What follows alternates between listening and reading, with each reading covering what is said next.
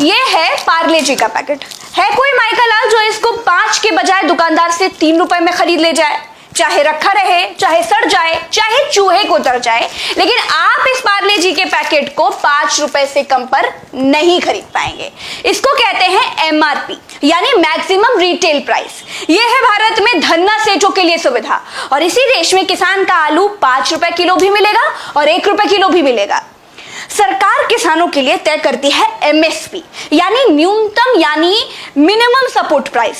सरकार कहने को मिनिमम सपोर्ट प्राइस किसानों के लिए घोषित करती है, लेकिन खुद भी किसानों से फसल नहीं खरीदती। किसान सरकारी दुकान पर ट्रॉली में लादकर गेहूं ले जाता है। अधिकारी कहता है बोरी नहीं है, कल आना। अगले दिन फिर जाता है, कहता है पल्लेदार नहीं है, कल आना। फिर कल जाता है तो अधिकारी कहता है कि गोदाम में जगह नहीं है, तुम कल आना। किसान फिर कल जाता है, अधिकारी कहता है कि लोड करने वाला ट्रक नहीं आ पाया है, तुम ऐसा करना, कल आना। मतलब किसान को चग्गा बग्गा पढ़ाया जाता है, यानी किसान को पूरी तरह से टरकाया जाता रहता है। किसान आखिर में थक हार कर अपनी गेहूं से लदी ट्रॉली प्राइवेट मंडी में बेच देता है।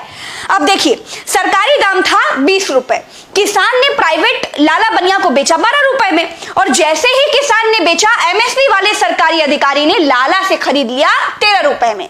अधिकारी ने 7 रुपए प्रति किलो पर घपला कर दिया, यानी किसान से ना लेकर लेवी में या सरकारी गोदाम में व्यापारी से लेकर फसल भर ली जाती है। बैठे बिठाए लाखों पीट लिए जाते हैं और किसान बेचारा मुंह ताकता रह जाता है, क्योंकि जिस ट्रॉली पर वो गेहूं लाद कर लाया है वो किराए की भी हो सकती है, और फिर अपनी भी हो तो बार बार लेवी यानी FCI के गोदाम के चक्कर कैसे लगाए? उसको अगली फसल भी उगानी है, और इस तरह सरकारी MSP से किसानों को लूटा जाता है। अधिकारी माला माल हो जाते हैं। इस देश में MSP भ्रष्टाचार का वो दलदल है जहां सबसे ज्यादा भ्रष्टाचार होता है। मैं किसान की बेटी हूं, इसीलिए आपको बिल्कुल जमीनी चीज बता रही हूं। अच्छा, अब किसान और उद्योगपति में अंतर देखिए। पार्ले जी का प्राइस दुकानदार आपको बताता है 5 रुपए का है, लो या ना लो। किसान की फसल का दाम मंडी में खरीदने वाला तय करता है। वो किसान को ऑफर करता है, कहता है 5 रुपए दोगे, 50 रुपए का दोगे। बस यही कारण है किसानों की दुर्गति का। किसानों की फसल का रेट आप तय कर दीजिए। किसान का गेहूं 20 रुपए किलो बिकेगा, कोई कम पर खरीदेगा या ज्यादा पर बेचेगा तो जेल होगी। फिर देखिए किसानों की आय कैसे उनकी आमदनी दोगुनी हो जाती है। भारत कृषि प्रधान देश है, लेकिन भारत के किसानों को पता ही नहीं है कि इस बार धान 10 रुपए में बिकेगा या 20 रुपए में बिकेगा, या फिर मंडी के बाहर फेंक कर वापस आना पड़ेगा। कृषि प्रधान देश में किसानों की छीछा दर है। आप पार्ले जी वाले को कहिए कि बिस्कुट बनाइए और मंडी में बेचिए, देखिए भाग खड़ा होगा। इनके डीलर किसानों की तरह पेड़ों में लटके हुए मिलेंगे। अब बात उस कानून की भी कर लेते हैं जो किसानों के लिए बनाया गया है। 3 कानून बनाए गए हैं। पहला कानून है आवश्यक वस्तु भंडारण अधिनियम। पहले यह होता था कि खाने पीने की कुछ जरूरी फसलें होती थी जिनकी जमाखोरी अपराध थी। कोई जमाखोरी करता था तो उसे जेल होती थी।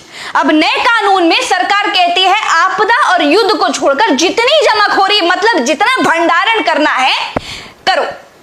अब होगा ये कि किसान की तो छत टपकती है, वो तो छप्पर के नीचे रहता है, वो भंडारण तो कर नहीं सकता, और किसान को फसल के बाद चाहिए भैया पैसा।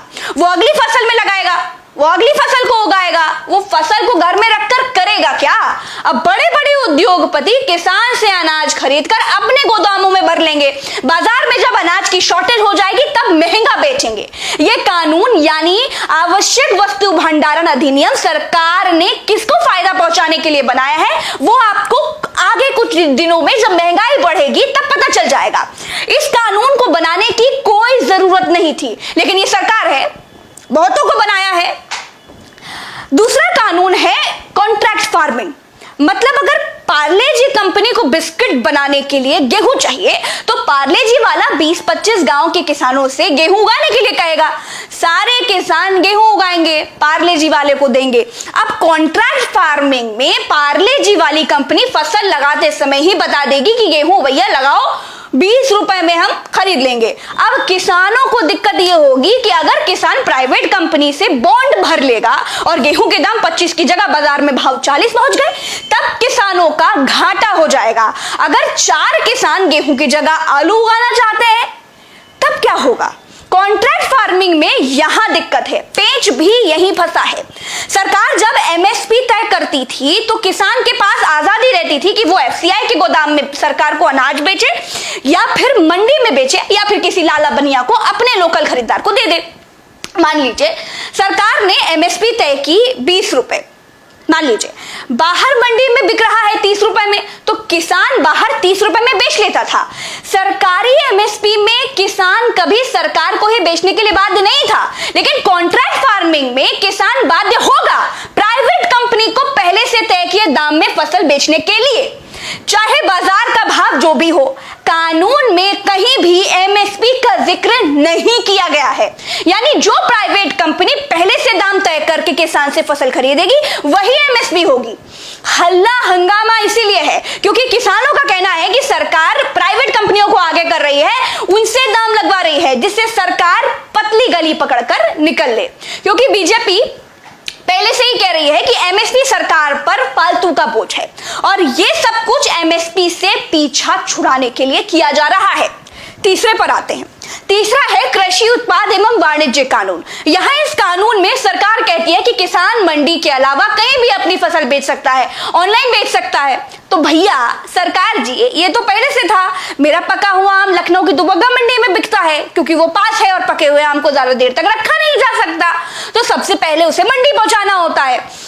तो दुबग्गा मंडी पास है इसलिए पका हुआ आम दुबग्गा मंडी में बिकता है। मेरा कच्चा दशहरी आम दिल्ली की आजादपुर मंडी में बिकता है, ट्रक से लोड होकर जाता है।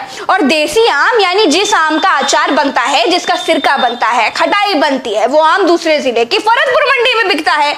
और कुछ कटा फटा टूटा फूटा आम, जो छोटे आम बाग से आड़तिया ले जाता है, कहीं भी बेच सकते हो वाला कानून तो जुमला है। देखिए मेरी समझ से मैं अपने घर के व्यापार को जितना समझती हूं वो आपको समझा दिया, जितना इस कानून के बारे में पढ़ा वो आपको बता दिया। सरकारी गोदामों में एमएसपी घोषित होने के बाद किन किसानों की फसल आसानी से बिना बहानेबाजी के खरीद ली जाती है या नहीं खरीदी जाती है, वो लोग कमेंट करके बताएं। आज के लिए बस इतना ही।